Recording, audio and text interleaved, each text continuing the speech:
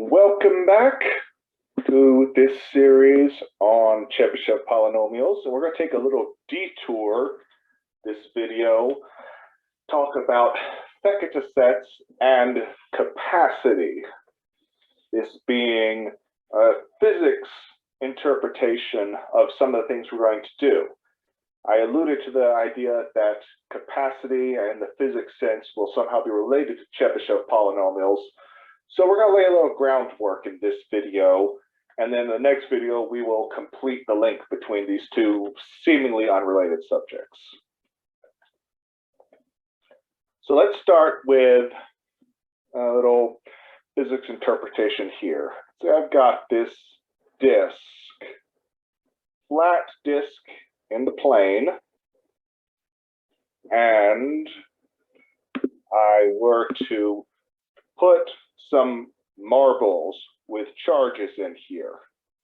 So this is a whole bunch of marbles together.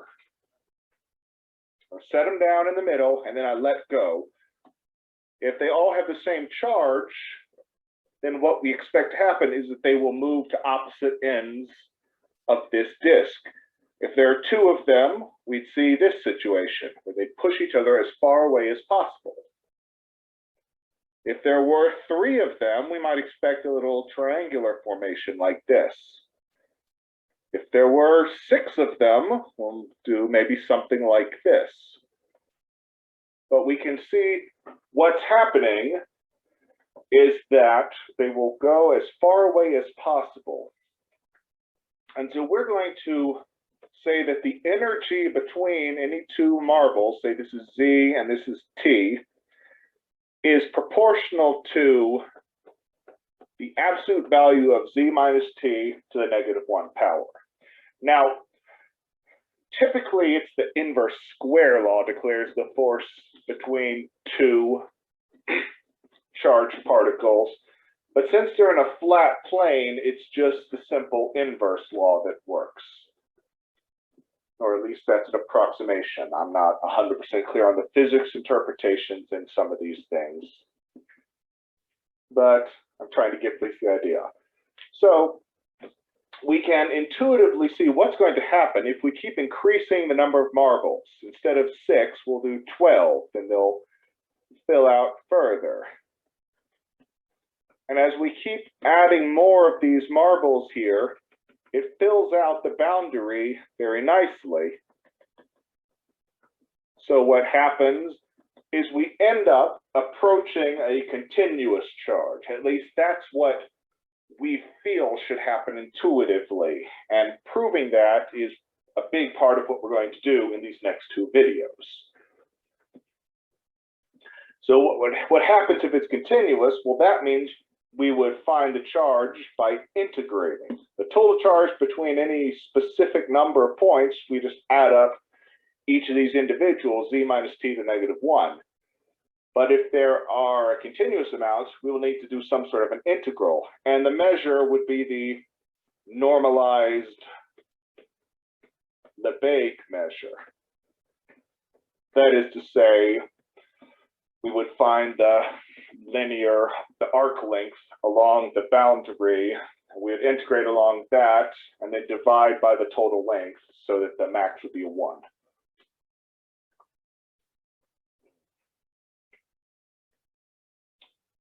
Okay, so what we're going to do here is talk, for starters, about the Fekete sets. So let's say we've got some set Z1, Z2, ... Zn that's contained in some set E, which we are viewing as being in the complex plane. We can calculate the geometric mean of this. The arithmetic mean would mean you add and then divide by the number. Geometric mean means you multiply all these possible differences.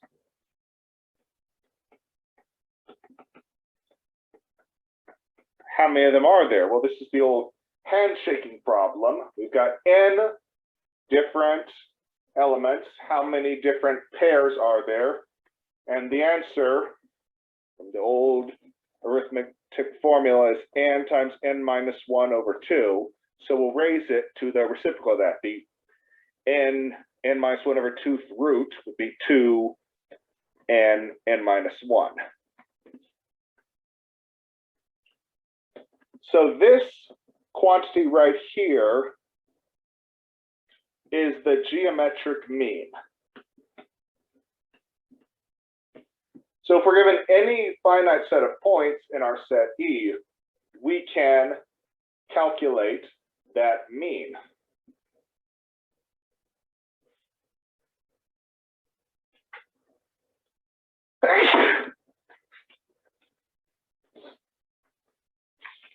Now, since if we're assuming E is compact, which we usually are, then that means that we should be able to find some special set of n points for any given n that makes that geometric mean as small as possible.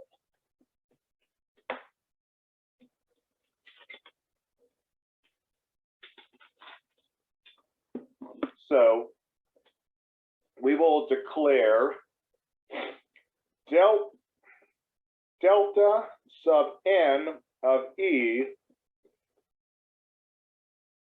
is the maximum of this whole thing here.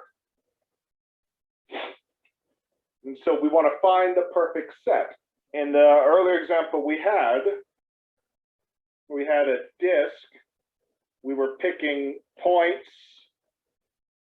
which more or less correspond to roots of unity in the complex number sense. And that's only because it's a perfect disk. But as opposed to say if we've done is put them all right here, all close to each other like that, the geometric mean would be much smaller because they're much closer together. So we want to find a way to make them get as far apart as possible.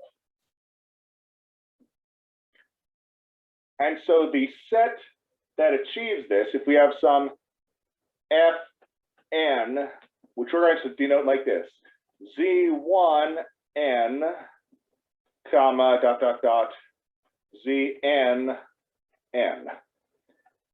That is n points. The superscript in parentheses is just to remind you of which n set we're in. That is, this is a set of 5 and not 6. The subscript tells you which part of the set, which specific element is it. This is called an n-point Fekete set. I was originally saying Fekete, but I'm told it's pronounced Fekete. So this is going to be one of our goals then. When we have n points, what is the best way to distribute them to maximize that geometric mean? Now, we showed the example on a disk, and it's pretty intuitive on a disk that it's going to be the roots of unity or some rotation of them, so they're all equally spaced along the circumference. But what if it's not a disk? What if it's some weirder shape? Here's some thin, and let's say there's a hole in it over here. Well, this is still a compact set. It's closed and bounded. So if we were to put a bunch of marbles on here, they would have to fill out to the outer boundary the same way. Z1, then maybe Z2, 2 over here, Z2, 1, excuse me. Superscript should all be the, no, sorry, if there are 2 points, they should both be 2s. Let's erase them. Let's say there were 4 points. So let's place 4 points, what we think it might be. Well, Z1, 4, and Z2, 4 will still have to be as far away as possible. Then I would guess maybe Z3,4 is over here, and Z4,4 is over here. This is just a rough approximation, of course. We're not actually calculating. But what is true is that they will all have to fill in along this outer boundary. And the reason is really just a simple application of the maximum modulus principle, that if we add in any new points here, see 5, 5, and then these would all have to change to 5s. I don't know why this one erased itself. This one will have to find somewhere to go. And the maximum modulus principle says that if we're doing any variable z minus zi, it's going to find its maximum at the outer boundary. So that's the max mod principle. It's a well-known principle of complex analysis. This is a holomorphic function, so it's going to find its maximum at the boundary, maximum modulus.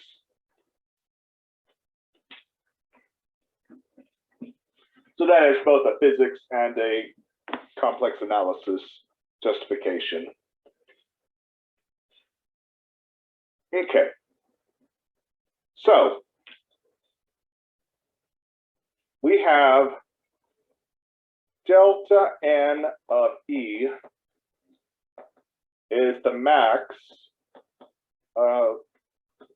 chosen a set of n points in E of the product 1 less than or equal to I less than j less than or equal to n of zi minus zj to the 2,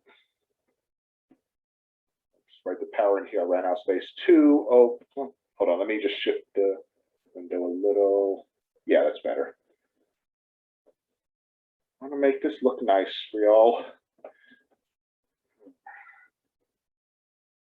2 over n minus 1.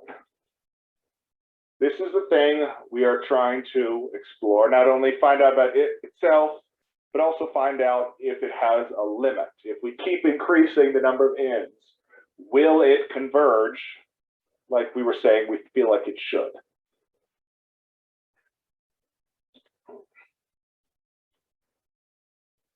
Okay, well, we're going to look at a related quantity instead, using logarithms here. We're going to find En of E is the minimum among all points in E of that same sum instead of a product, I, j, and n, of the log of 1 over zi minus zj. Now what this is, it represents the energy on in the system we have. If we have these n different marbles, then we can sort of represent the energy, the logarithmic energy, this way by taking the log of all these reciprocals. And so we're now finding the minimum, the lowest energy setting, and according to thermodynamics, the system will naturally settle into the lowest energy configuration.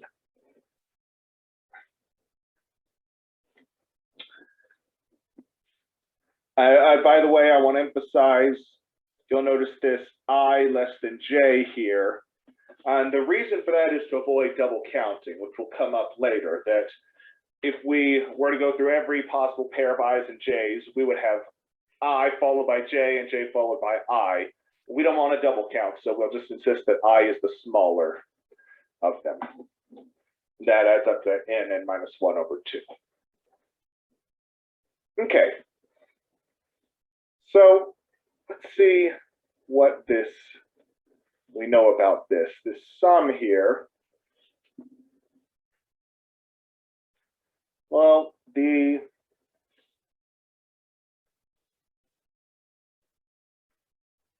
all right, so what we're going to observe here is that we are taking the minimum of a sum of logs. Well, as we all know from pre-calculus, a sum of logs could be written as a log of a product. So this is going to be the same thing as if we were taking the log of the minimum of the product of all those 1 over zi minus zj. I'm omitting the subscript there. Let's remember it's there. That will turn into, if we look back at the delta n up here, it's not have a if we're taking its reciprocal like that, what we've got is the reciprocal delta n, and that extra power there will get flipped.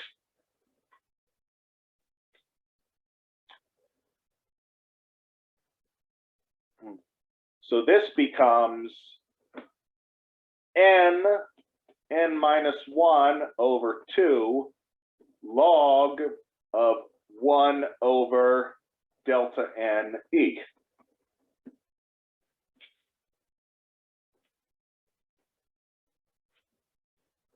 So if you'll see what we did there, we realized these are the highlighted quantity there, and this one, they're reciprocals.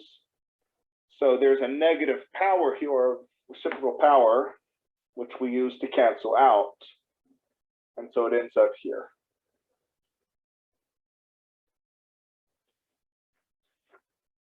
Okay, so we've now got something new to look at. We've got this E sub n quantity, which we have a couple different ways of writing. And so we're going to, we've got this thing, if we took out the n times n plus 1 on top, because that makes it grow, but if we ignored that, would the rest of it, the log there, have a limit? Keep in mind what we're saying, this is the sort of the minimal energy. So let's look at that. Let's look at this set, or this sequence. E, script E, n of E, over n times n minus 1 from n equals 2 to infinity, does it converge? Well, let's prove that it does. So we'll take some Fn set. We're talking about, we're fixing n here. What is the Fn set here? It would be written as the form z1n, comma, znn. And let's fix a k. Just pick one of these out to sort of isolate from the others. Well, then we can say that En of E, it contains all the pairs split into two parts like this. I is not k. We will take the log of 1 over zin minus zkn plus the sum from 1 is less than or equal to I, which is less than, strictly less than j, which is less than or equal to n, where I is not k and j is not k of the same log 1 over zi n minus zj n.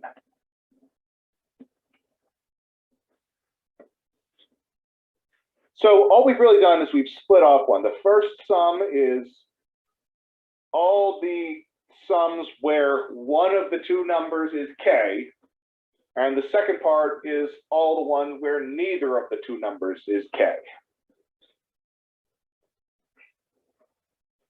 Well, now what is the second one? If we've taken off k, this is a set with only n minus 1 points. And so because of that, whatever configuration it's in, its energy has to be greater than or equal to the minimal energy of n minus 1 points. For example, here, if we had a circle here, and we had 4 points here, and we just took out one of them, just lifted up off of the plate, well, this is now not the lowest energy set for those three. This set is higher energy because if they were now able to move freely, they would rearrange into a triangle shape. So the point is we define the E sub n minus 1 of E to be the minimal energy of n minus 1 marbles, points. So therefore, what we have here is bigger than that. So this is greater than or equal to the sum from I not equal to k of the log 1 over zi n minus zk n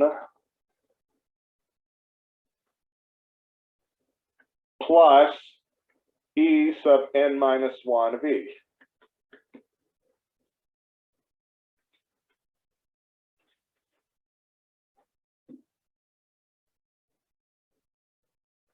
Now that was for one fixed k. There are n different points we could choose from here. So we're going to go through all different points to get all the different k's we have. So this is less than or greater than or equal to this. So let's say we add it. For each point we choose to omit, each k we pull out, we get a different inequality. So if we add them all together, we will have n E sub n of E is greater than or equal to, let's sum over all k from 1 to n, and then sum from I not equal to k log 1 over zi n minus zk n plus n E sub n minus 1 of E. So just added all the n copies. The E sub n and E sub n minus 1 were constants, so we just did n copies of them. The middle part now is something else. So what is this middle part that we have here? Well, if you look at this, we're going from all the I not equal to k, and then do over all the possible k's. That covers every pair, but more importantly, it covers each pair twice. If you'll think back earlier, I said we had that I less than j to make sure we didn't double count. We don't have that here, so there will be double counting. And that means this piece in the middle is exactly 2 E n of E. It goes through every possible pair of the n points twice, plus n E n minus 1 of E. Well, now we simplify. Let's move that 2 over to the left and factor out. We'll get n minus 2 E n E greater than or equal to n en minus 1 of e.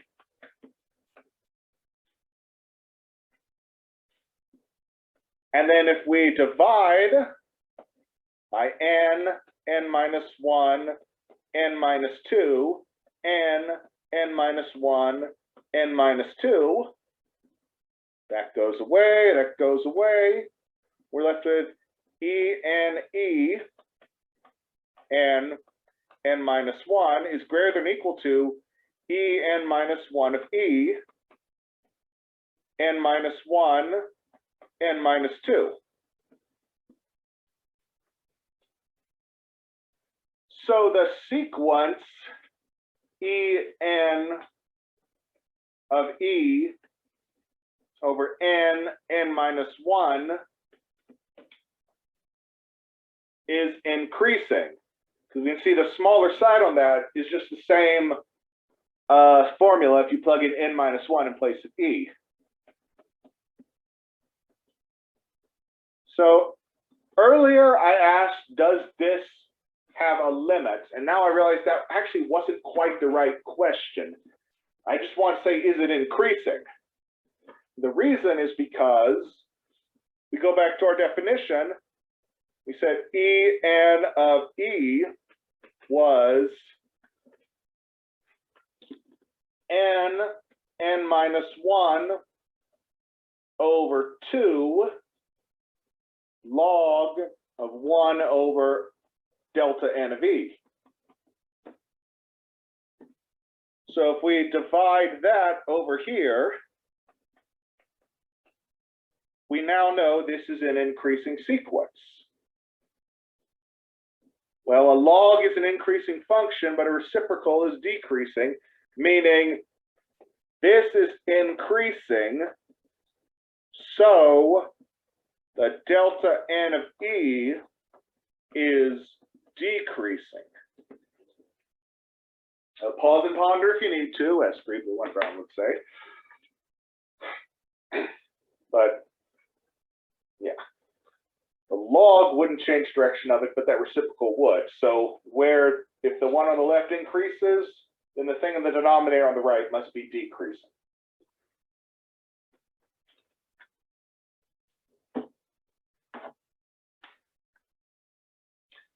That said, the delta n of e was entirely based on these absolute value things. A little squiggle equal or approximate was a sum. Sorry, was a product. Point is, it was all based on positive things. It was a product of a bunch of different positive things. So therefore, the delta n was itself positive. That means it's bounded below by 0. Conclusion, delta n e is monotone, decreasing, and bounded below.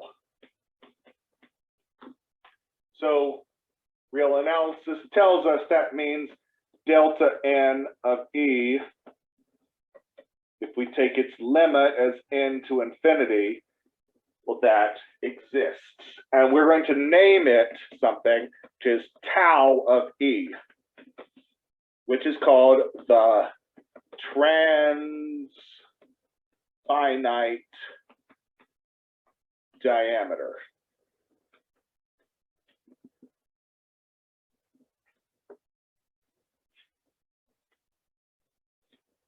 All right, so yeah, if we had any sort of set, if we maximize just 2 points, the maximum distance between them is just the diameter.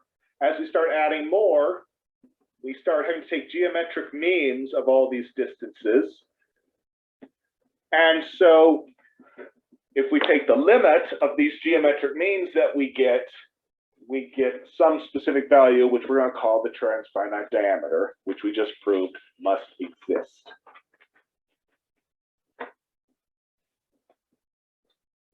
So what do we know about this transfinite diameter? What can we know about it? Well, now we're going to sort of sidestep back into physics and potential theory.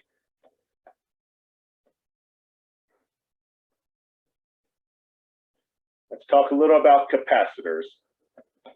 Now, when physicists ask me, is capacitance and capacity the same thing?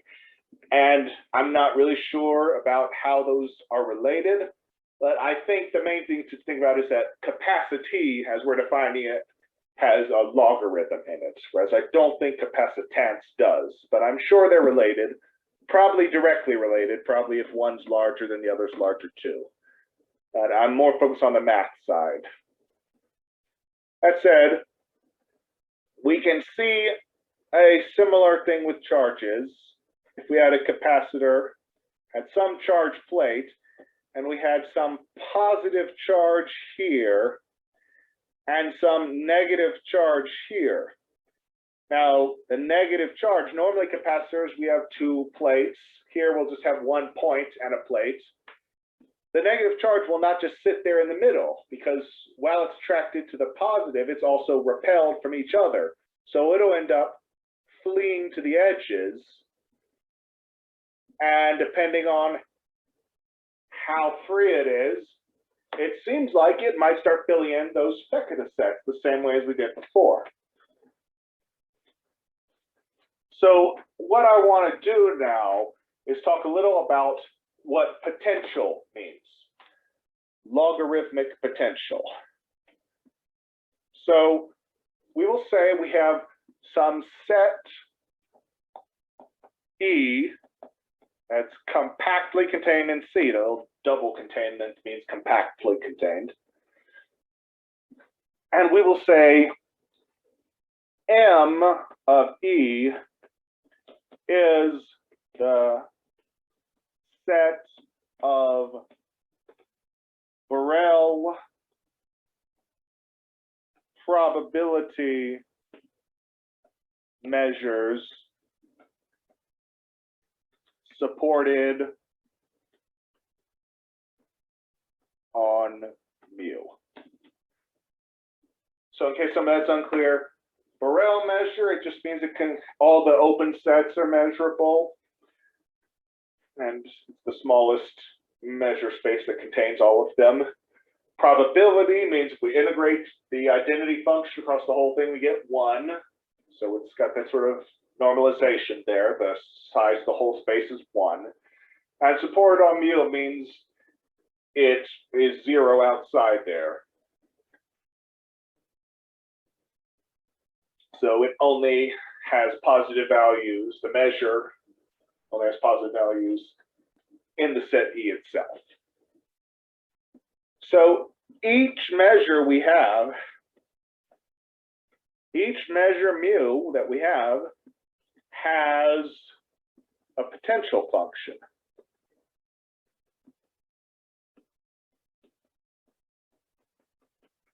In physics terms, it means we've got the charge is somehow distributed across this plate. If we pick some point and say, what is the potential at that point?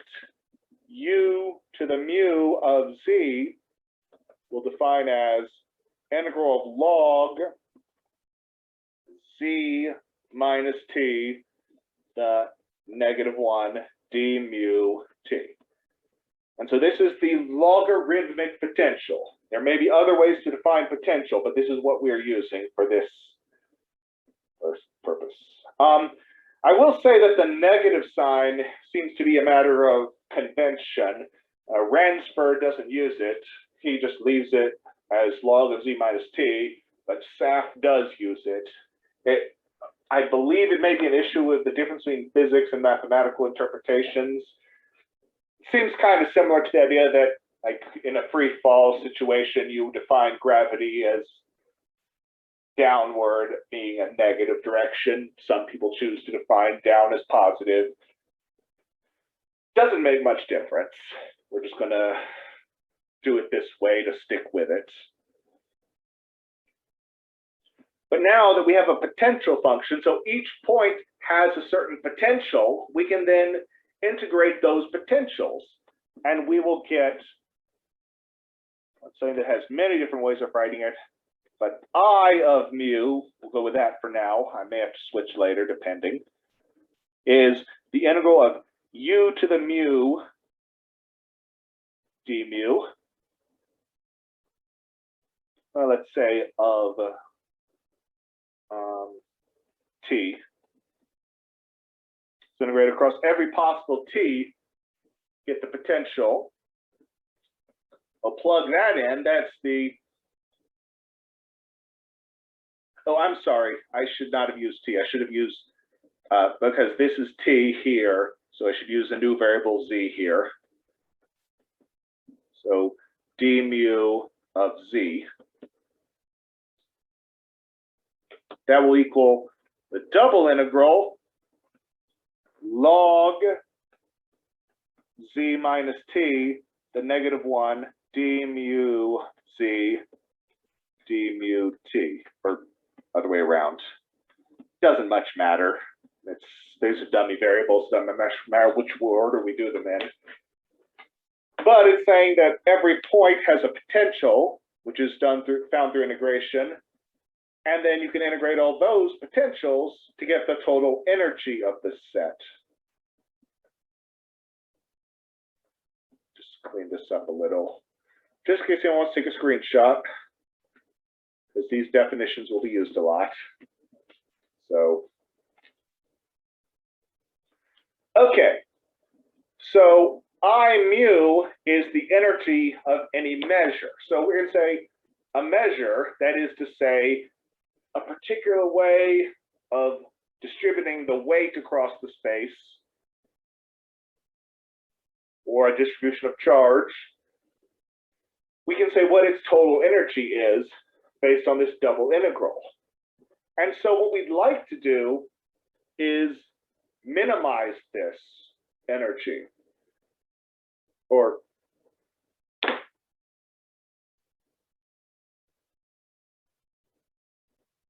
sorry, just double checking my notes there. Yes, we want to find what we're going to call the Robin constant, E. Saf writes it as B sub E, but it's doing the same thing, which is the infimum of the I mu, where mu is in M of E. That is to say, we go through all the different measures, we find their individual energies, and we figure out what is the greatest lower bound of them. Well, once again, since we are in a compact set, we can actually achieve that. There exists a mu sub E such that that's in ME, I should say. There exists a specific mu sub E of the type I described before, the Borel probability measures, such that the energy of that mu E is exactly equal to the Robin constant. So we can find it. And we'll just take as a given that this exists. The existence, as a mathematician, I do have to prove existence, and that comes up sometimes. But when it seems intuitive, I'm sometimes going to skip over these. It's a judgment call as to how in-depth I want to go on these things. Possibly I'll come back and make an addendum to this video, filling in the existence and the gaps that I'm leaving here. But I want to focus on the big picture at this point. So, U of E is the, or mu of E is the equilibrium measure.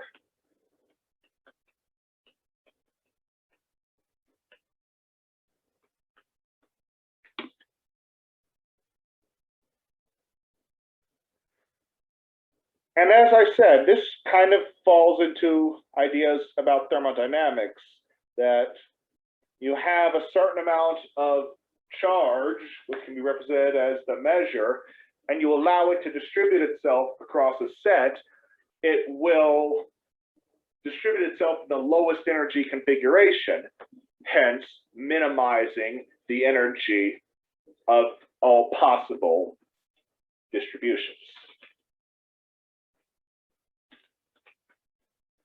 So, once we have that, we're now finally ready to define what we mean by capacity. It's pretty straightforward. The capacity of a set E, or the logarithmic capacity to be precise,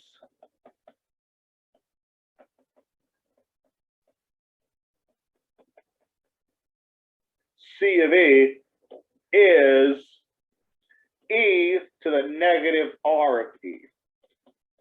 That's Euler's number raised to the negative of the Robin constant, the lowest energy configuration. Well, or equivalently, if we just do a little algebra, the Robin constant is equal to the log of the capacity to the -1 power, 1 over the capacity.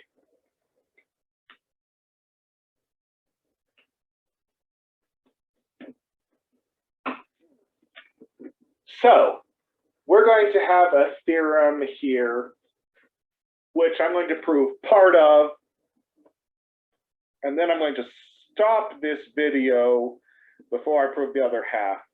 But I'm going to start with, so the theorem here is that the transfinite diameter that we discussed with the Fekete sets is the same thing as the capacity, or any compact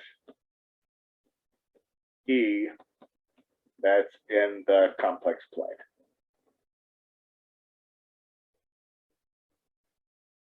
And so this is what we're going to try to prove, and we're going to prove half of it today. And then later in the next video, we're also going to try to bring in the Chebyshev norm, which we talked about in the first video, and tie it in with these things. And once we have all of those connected, then we'll be able to really get in depth with Chebyshev polynomials. So let's do the first half of the proof. So I'm going to define a function,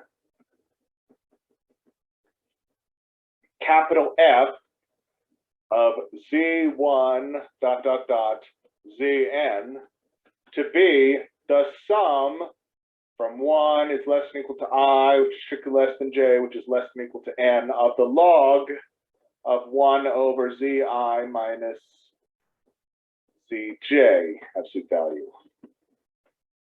Now, I'm sure this looks familiar. This thing, it is the energy of any particular configuration of points, so that is automatically going to be greater than or equal to E sub n of E.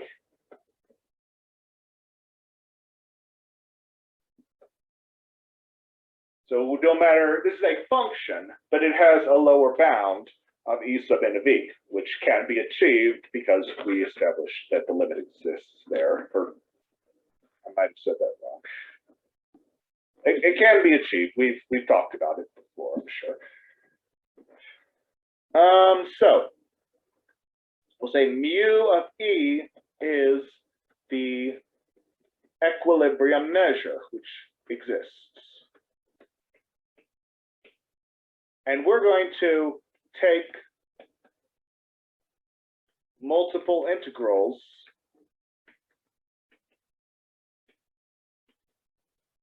to find the expected value, or mean, of f.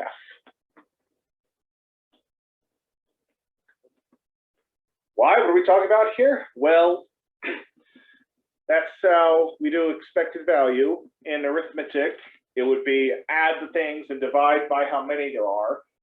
In integrals, it's integrate and then divide by the total measure. since these are probability measures, their total is 1, so there's no division necessary. So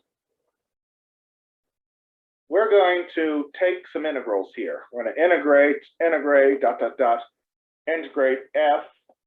of z1 zn d mu e z1 d mu e of zn. So we go through z1. Now this f is a sum, so we go through n different copies, or n minus 1 copies of z1. Because we said z1 is not equal to any of the other ones, so it's all the possible pairs with z1 in it.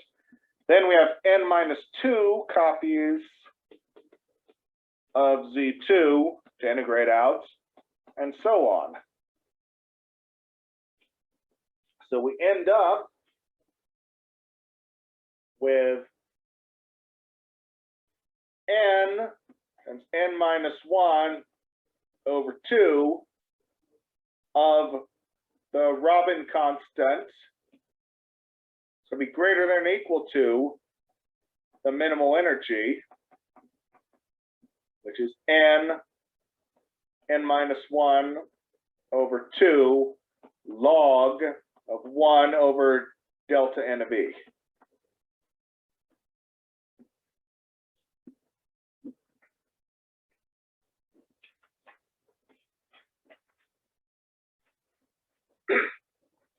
And this is, again, because we're saying this is possible configuration.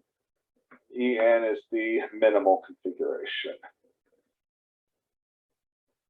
Or I guess another way of saying it is the left quantity, the n minus 1 over 2.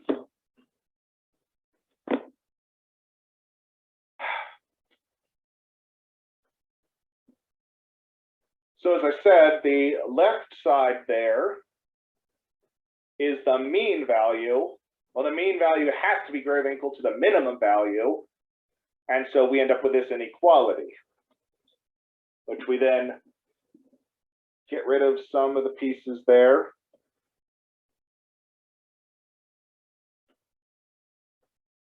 Those are gone. So R of E greater than or equal to log of 1 over delta n of E. Now we'll take the limit as n goes to infinity on both sides. The left side's a constant, so R of E greater than or equal to the log of 1 over tau E.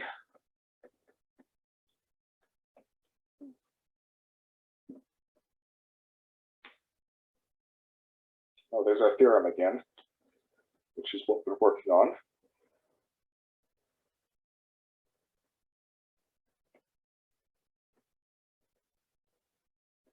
Well, the negative comes out of there. Just do a little arithmetic. That's log of tau E to the negative 1. So that makes it negative R of E is less than or equal to log of tau of E. You know, I took the negative power out front. I multiplied by negative to flip the inequality sign. And then I raised both as powers of E to the negative R of E, that's capacity of E, which is less than or equal to tau E. All right, so that's half the proof. Now the other half we haven't done yet, and we're not going to yet. It's a little more abstract and it relies on the idea of weak star convergence, which we've kind of tiptoed up to, but we haven't really talked about. So I'm not going to do that today. I'm going to stop here. The proof is half done. We'll come back and do some more next time. All right, I'll see you then.